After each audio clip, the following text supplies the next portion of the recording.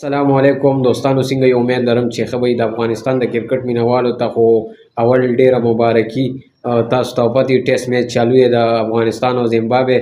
نو حشمت الله شهیدي او سپیشل رحمت شاه چې ډبل سلیزه او حشمت الله شهیدي چې دغه 154 سکور وکړو، نو دا یو غټ تاریخي جوړ کو چې په یو ورځ کې د دې یو وکټ هم لړنه شوه. نو دوستانو ډیره زبردسته ټیسټ لوبه د زیمبابوې او د افغانستان روانه ده. اول کې خو چې زیمبابوې دغه سکور وکړو 586، نو د افغانستان د کرکټ مینوال ډیر مایوس او ډیر خفو چې یاره دا سکور به اوس چیس کېږي څنګه. خو بیا رحمت شاه او ورسره شهیدي ودرېدو، نو ډېره زبردسته پارټنرشپ یې وچلولو، ډېره زبردسته لوبې وکړه.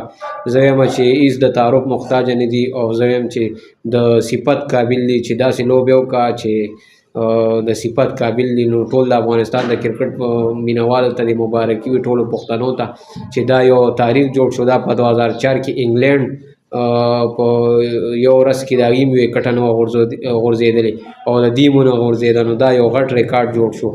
بل دا چې نن روزي، نو زه وایم چې په دې باندې به بیا نور سکور هم ورړي، دا به هم چیس کي او بیا به نور سکور هم دی چې پې ورړی.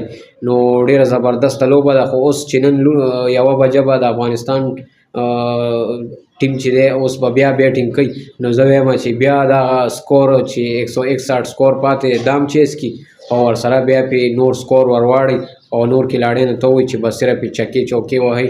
نو ډېره زبردسته لوبې وکړه.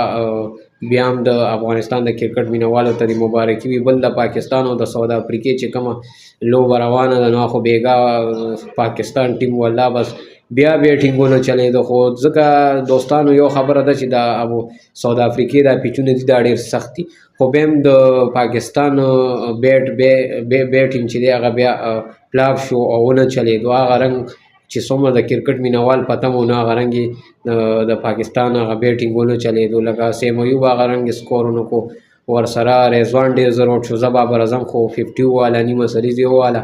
نو بیا دوستانو دی ورته 150 سکور ساوث افریقې ته یې ورکړو پاکستان ورپسې هغه 150 سکور چې ورکړو پاکستان، نو هغه دی چیس نه کړو. نو اوس 3 تنان یې وټ دي. نو تاسو به اوس څه وایئ چې یاره پاکستان به دغه وکټې دي له لړه کړي او که نه؟ په کمنټ کې رای ضرور راکړئ. د ویډیو کتلو مننه. خوشحاله او آباد اوسئ. د خدای په امان.